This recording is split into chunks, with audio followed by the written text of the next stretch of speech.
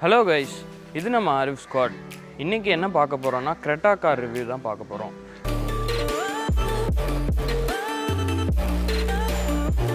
So உங்களுக்கு எப்பவுமே ஒரு டவுட் இருக்கும், லோவர் செக்மெண்ட் காரில் டாப் அண்ட் எடுக்கலாமா இல்லைனா அதோட நெக்ஸ்ட் செக்மெண்ட் காரில் பேஸ் மாடல் எடுக்கலாமான்னு. ஹுண்டாயில் பொறுத்த வரைக்கும் வென்யூவா இல்லைனா Cretaவான்னு பார்ப்பாங்க. ஸோ இந்த பிரச்சனைக்கு தான் நான் உங்களுக்கு ஒரு ஆன்சர் மாதிரி சொல்கிறேன்.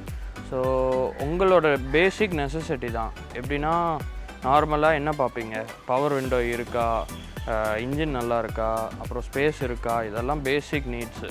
இது உங்களுக்கு வேண்டுமா இல்லைனா இதோட ஜாஸ்தியாக மேலே சன்ரூஃபா இல்லைனா ஆட்டோமேட்டிக் ஏசியா இல்லை ஆட்டோமேட்டிக் கியர் கண்ட்ரோலா, இதெல்லாம் தான் நெசசிட்டிஸ். உங்களுக்கு எது நீடோ, உங்களோட டே டு டே லைஃப்ஸ்க்கு எது யூஸ்ஃபுல்லாக இருக்கோ அதை பார்த்து தான் நீங்கள் வாங்கணும். ஸோ Cretaவில் இது பார்த்திங்கன்னா இது ஒரு base model car. Base model car இதோட ரேட் என்னென்னா டீசல் வெர்ஷன் 13 lakhs வருது.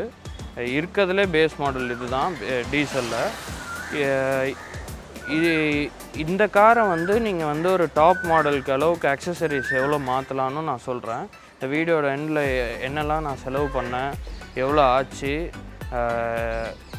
என்ன டிஃப்ரென்ஸ் பேசிக்கும் டாப் மாடலும் சொல்கிறேன். இப்போது ஃப்ரண்ட் வியூ பார்த்திங்கன்னா இப்போ வர உண்டாயில் எல்லா காருமே இந்த கிரில்லு தான், இந்த ஃப்ரண்ட் இந்த வியூ தான் எல்லா இடத்துலையும் மாற்றிருக்காங்க. டிசைன் ரொம்ப ஸ்லீக்காக சரியான டிசைன் கொடுத்துருக்காங்க. இப்போது இந்த கிரில் பார்த்திங்கன்னா பேஸ் மாடலில் இந்த க்ரோம் ஃபினிஷ் வராது, சாதா ஃபினிஷ் தான் வரும்.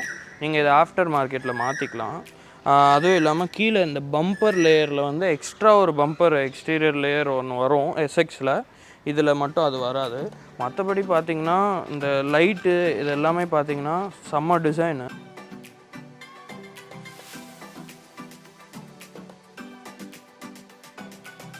அப்புறம் எல்இடி பல்ப் வராது, உங்களுக்கு எல்லோ லைட் தான் வரும். வேணும்னா நீங்கள் ஆஃப்டர் மார்க்கெட்டில் மாற்றிக்கலாம். ஸோ அவ்வளோதான் கைஸ் ஃப்ரண்ட்டை பொறுத்த வரைக்கும். ஸோ வாங்க சைடு பார்க்கலாம்.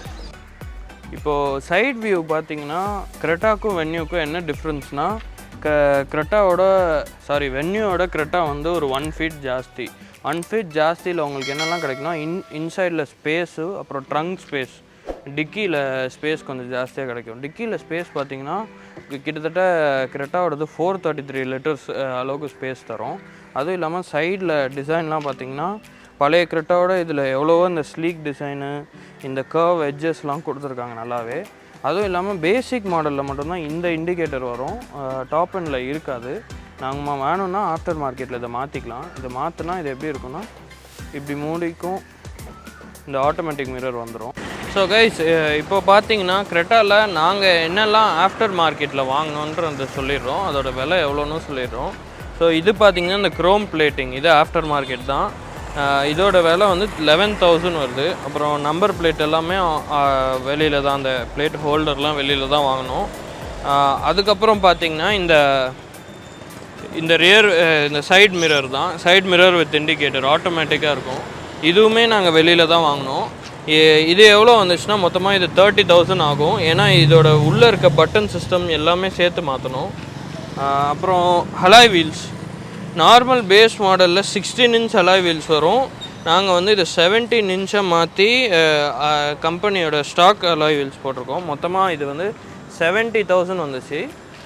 அதுக்கப்புறம் நீங்கள் மேலே வந்தீங்கன்னா இந்த ரெயிலிங்கும் தரமாட்டாங்க. இந்த ரெயிலிங் இதுவும் அந்த ஆண்டனாவும் சேர்த்து ஒரு 9,000 கிட்ட வந்துச்சு. ஸோ நீங்கள் பேக் சைடு பார்த்தீங்கன்னா லைட் டிசைன்ஸ்லேருந்து எல்லாமே வேறு மாதிரி மாற்றிருக்காங்க, பழைய Cretaக்கும் புது Cretaக்கும். ஸோ எஸ்எக்ஸ்க்கும் இதுக்கும் என்ன டிஃப்ரென்ஸ்னால் ரொம்ப மேஜர் டிஃப்ரென்ஸ்லாம் இல்லை. மற்றபடி இந்த டிசைன்ஸ் எல்லாம் நீங்கள் பார்த்தீங்கன்னா எல்இடி லைட் மாதிரியே காட்டியிருப்பாங்க. ஆனால் இது எல்லாமே நார்மல் லைட் தான். எஸ்எக்ஸில் ஃபுல்லாக எல்இடி இவங்க மாற்றிடுறாங்க. அதுவும் இல்லாமல் கேமராலாம் நீங்கள் ஆஃப்டர் மார்க்கெட்டில் வர மாதிரி இருக்கும். நான் முன்னாடியே சொன்ன மாதிரி இந்த பம்பரில் ஒரு எக்ஸ்ட்ரா லேயர் வரும் கிரே கலரில் எஸ்எக்ஸில், அது மட்டும்தான் டிஃப்ரென்ஸு. மற்றபடி ரொம்ப பெரிய டிஃப்ரென்ஸ்லாம் கிடையாது. அதுவும் இல்லாமல் டிக்கி ஸ்பேஸ், நீங்கள் இதுதான் முக்கியமாக பார்க்கணும். நல்ல ஸ்பேஸாக இருக்கும். வென்யூவோட இது ரொம்ப பெருசாகவே இருக்கும். நீங்கள் நிறைய நிறைய வச்சுக்கலாம் இதில்.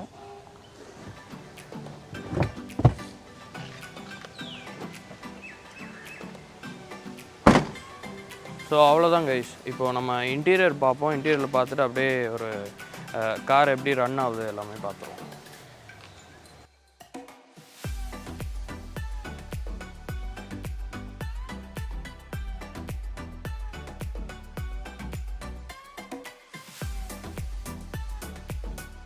இன்டீரியர் பொறுத்த வரைக்கும் பார்த்தீங்கனாலே டர்போ கிரெட்டாவில் டர்போ வெர்ஷனில் மட்டும்தான் இங்கே ஃபுல்லாக பிளாக் கலர் டிசைன் கொடுத்துருப்பாங்க.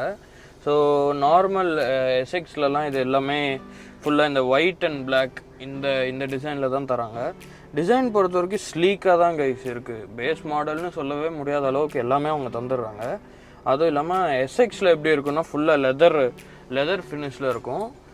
அப்புறம் ஏசி டிசைன் எல்லாமே செம்ம ஸ்லீக்காக இருக்கும்.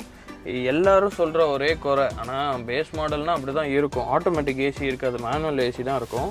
ஆனால் சிஸ்டம் வந்து பட்டன் சிஸ்டம் ரொம்ப சிம்பிளாக தந்துருக்காங்க. ரொம்ப செட்டிங்ஸ் இல்லை. அதுவும் இல்லாமல் கொஞ்ச நேரம் நல்லா நைட்லலாம் போனால் செம்மையாக கூல் ஆகிடுது. அதை எப்படி கண்ட்ரோல் பண்ணுறதுனே தெரில.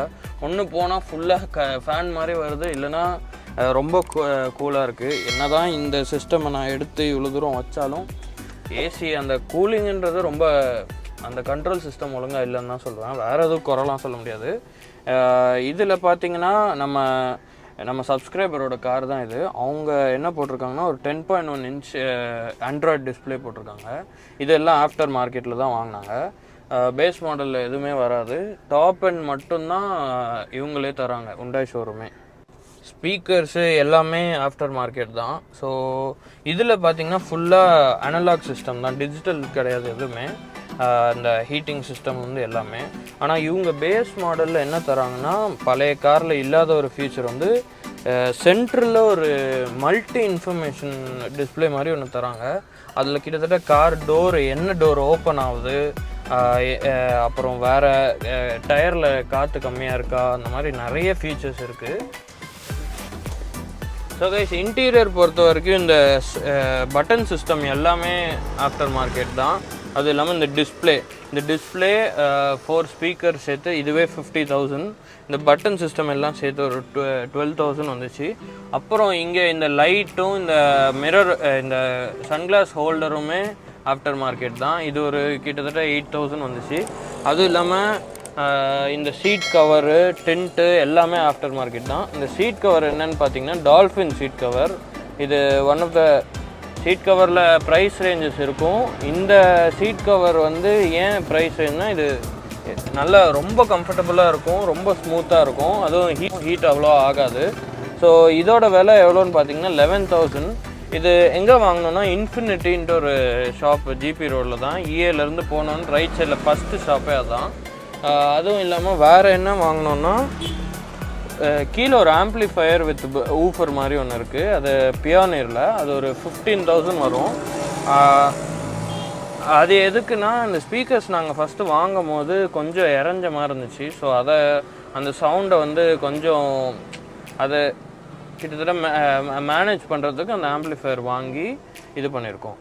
ஸோ கைஸ் பார்த்தீங்கன்னா ஸ்பீக்கர் வாங்கும் போது லைட்டாக இன்னும் இறஞ்சிச்சின்னு சொல்லிட்டு வெளியிலலாம் விசாரிச்சும் போது அவங்க சொன்னாங்க ஆம்ப்ளிஃபயர் ஏதாவது தான் மாட்டுங்க அப்படின்னு சொல்லும்போது தான் சரின்னு சொல்லி பயனரில் ஒரு ஆம்ப்ளிஃபயர் வித் பாஸ் மாதிரி ஒன்று வாங்கி சீட்டுக்கரில் மாட்டிட்டதுக்கப்புறம் அது எப்படி இருக்குன்னா இப்போது டிஸ்பிளே நீங்கள் பார்த்தீங்கன்னா நீங்கள் ஆம்ப்ளிஃபயர் மாட்டினதுக்கப்புறம் இப்படி வந்தோன்னே இங்கே பார்த்தீங்கன்னா கார் ஆம்ப்ளிஃபயர்னு அதுவே காட்டினதுக்கப்புறம் இங்கே டிஎஸ்பின்னு இருக்கும். இதில் நீங்கள் போயிட்டிங்கன்னா இதில் அதுவே அந்த பாட்டுக்கு ஏற்ற மாதிரி எல்லா சிஸ்டமும் அதுவே மாற்றிக்கும். இப்போ இதை பார்த்தீங்கன்னா இப்போது பாட்டு ஏதாவது நான் ப்ளே பண்ணுறேன். ஸோ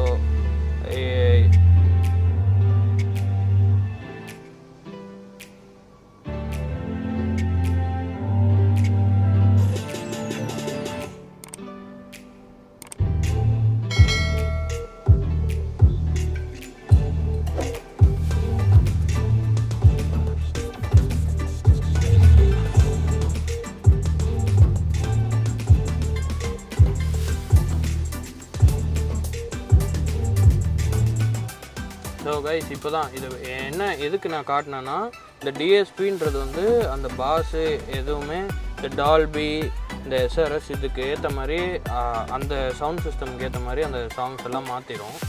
பாஸு அந்த சவுண்டு எல்லாத்தையுமே அதுவே கண்ட்ரோல் பண்ணி மாற்றும். ஸோ அவ்வளோதான் கைஸ். ஸோ கைஸ் பார்த்தீங்கன்னா இன்ஜின் பொறுத்த வரைக்கும் இந்த பேஸ் மாடல் கிட்டால் 1.5 லிட்டர் இன்ஜின் டீசல் இன்ஜின் தராங்க. அதுவும் கியர் வந்து 6 ஸ்பீட் மேனுவல் கியர் சிஸ்டம் இருக்குது. ஸ்மூத்னஸ் பார்த்திங்கன்னா நல்லாவே இருக்கும், கிளச்சோட ஸ்மூத்னஸ். அப்புறம் பிரேக்கு வந்து கொஞ்சம் ஹார்டாக இருக்குமா, கொஞ்சம் வச்சு இது பண்ணோன்னே இருக்க மாதிரி இருக்கும். ஏபிஎஸ்னால் இன்னும் கொஞ்சம் நல்லா பண்ணியிருக்கலாம்னு சொல்லலாம். மற்றபடி இப்போ டிரைவிங் நீங்கள் பார்ப்பீங்க. ஸோ கைஸ் வண்டி டிரைவே பார்க்க போகிறீங்க. நான் சொன்ன மாதிரி பார்த்தீங்கன்னா ஃபஸ்ட்டே இந்த சீட் பெல்ட் அலர்ட்டு எல்லாமே காட்டிடும். அதுவும் இல்லாமல் வண்டியில் காற்று கம்மியாக இருக்குது, டோர் ஏதாவது அன்லாக் இருக்கா எல்லாமே காமிச்சிடும். அதில் நான் ஏன் இதெல்லாம் சொல்கிறோன்னா பேஸ் மாடலில் இவ்வளோ ஃபீச்சர்ஸ் தராங்க, அது கிரெட்டாவில் மட்டும் தராங்க. ஸோ வண்டி ஸ்டார்ட் பண்ணோன்னே எடுக்கிறோம். கிளச்சோட இது பார்த்திங்கன்னா இது ஒரு டீசல் இன்ஜின் மாதிரியே இருக்காது, அவ்வளோ ஸ்மூத்தாக இருக்கும் டிரைவிங்லேருந்து எல்லாமே.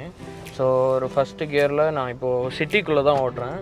இப்போது டப்புன்ட்டு ஃபஸ்ட்டுலேருந்து செகண்ட் கியர் செம்ம ஸ்மூத் ட்ரான்சிஷனில் போகுது. அதுவும் இல்லாமல் இப்போது வண்டியில் பாடி ரோல் ஏதாவது இருக்கான்னு பார்ப்போம். நெக்ஸ்ட்டு இப்படி பரவாயில்ல, பழைய கிரெட்டாவோட இதில் எவ்வளோ பரவாயில்ல. ஆனால் பின்னாடி உட்காந்தா கொஞ்சம் கஷ்டமாக இருக்கும், பாடி ரோல் பயங்கரமாக ஆகுது. அது கொஞ்சம் இவங்க இன்னும் கொஞ்சம் அதில் டெவலப் பண்ணியிருக்கலாம். அதுவும் இல்லாமல் பார்த்திங்கன்னா ஸ்டேரிங் நான் சொன்ன மாதிரி செம்ம ஸ்மூத்து, நல்லா பழைய இதோட இது எவ்வளோ கம்பேரிட்டிவ்லி ரொம்ப நல்லா இருக்குது ஸ்டேரிங்கு. நம்ம இப்போது மெயின் ரோடுக்கு போய் கொஞ்சம் ஸ்பீடு ஏற்றி பார்க்கலாம். நான் மொத்தமாகவே ஸ்ட்ரீட்டுக்குள்ளெல்லாம் 2வது கியர்லேயே ஓட்டிட்டேன், அவ்வளோ பவர்ஃபுல் இன்ஜின் வர.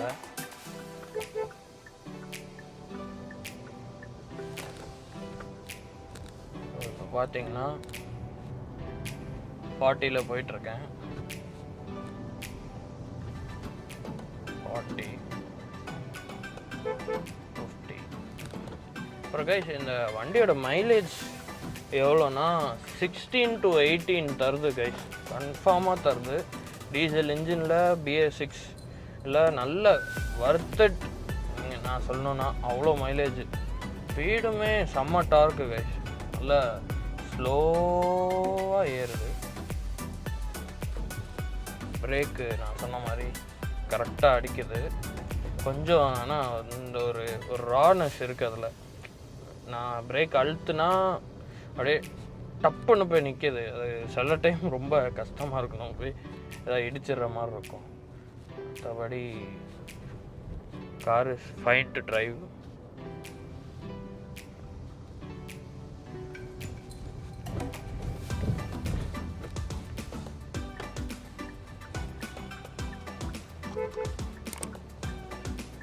ஹார்னு எப்பவும் போல தான், பழைய கிரெட்டாவில் என்ன ஹார்னு கொடுத்துருக்காங்களோ அதே ஹார்னு தான்.